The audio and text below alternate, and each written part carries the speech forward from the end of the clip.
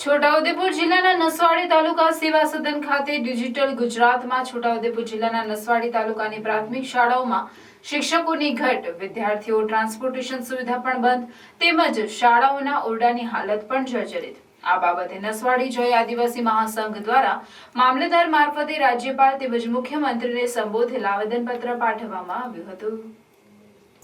છોટાઉદેપુર જિલ્લાના નસવાડી તાલુકામાં સૌનો સાથ સૌનો વિકાસ સૂત્ર માત્ર બોલવા પૂરતું સાબિત થયું છે, જેથી જય આદિવાસી મહાસંઘ દ્વારા નસવાડી મામલતદાર દ્વારા ટ્રાન્સપોર્ટેશન સુવિધા ચાલુ કરવા બાબતે નવી પ્રાથમિક શાળાના ઓરડા નવા બનાવવા, શિક્ષકોની ઘટ પૂરી કરવી, શિષ્યવૃત્તિમાં ડીબીટી પદ્ધતિ દૂર કરવા, બેંક કર્મચારીઓ ગુજરાતી વાંચી સમજી શકે તેવા હોવા જોઈએ, જે બાબતે નસવાડી મામલતદાર મારફતે આવેદનપત્ર રાજ્યપાલ, મુખ્યમંત્રી, શિક્ષણ મંત્રી, કલેક્ટર સાહેબ, જિલ્લા વિકાસ અધિકારી, જિલ્લા શિક્ષણ અધિકારી સુધી 1 થી 9 મુદ્દાઓ વિશે માંગ અંગે આવેદનપત્ર પાઠવી રજૂઆત કરવામાં આવી હતી।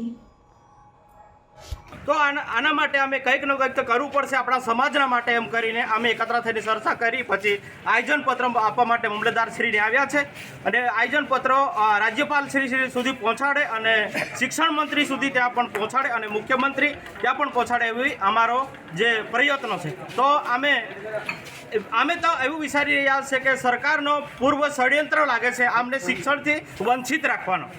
અમે વારંવાર રજૂઆત કરી છે તો અમારી કોઈ સાંભળવા તૈયાર નથી। તો અમે એક જ માંગ છે કે વહેલામાં વહેલી તકે અને સારી રીતે અને સારી ક્વોલિટીને શિક્ષણ મળે એ અભાવથી અમે એ ભેગા થયા છે અને આયોજનપત્ર આપ્યા છે અને આગામી સમયની અંદર જો કદાચ આનો પરિણામ સારો નહીં આવે તો જેમ કીધું છે તેમ કે ધરણા પર બેસવાની પણ તૈયારી કરીશું અને ગાંધી સિદ્ધિયા માર્ગે ધરણા પર જવાની પણ તૈયારી રાખીશું। હું ડુંગરાબીલ પિન્ટુભાઈ। એ પણ અત્યારે સત્વરે ચાલુ થાય અને અમારા તાલુકામાં શિક્ષકોની ઘટ છે એ પણ સત્વરે પૂરી થાય એવી અમારી માંગ છે અને અમારે ગામડાઓની પ્રાથમિક શાળાઓ જે જર્જરિત હાલતમાં છે એ પણ નવી બને એવી પણ અમારી માંગ છે। અને અત્યારે ગયા વર્ષની બી અમારા બાળકોને જે શિષ્યવૃત્તિ મળી નથી એનું કારણ છે ડીબીટી નહીં થવાને કારણે બાળકોને શિષ્યવૃત્તિ પડતી નથી। ખરેખર આ ડીબીસી સિસ્ટમ ના હોવી જોઈએ, જેથી કરીને અમારા બાળકોને શિષ્યવૃત્તિ પણ મળી શકે। આવી અમારી ઘણી બધી માંગ છે।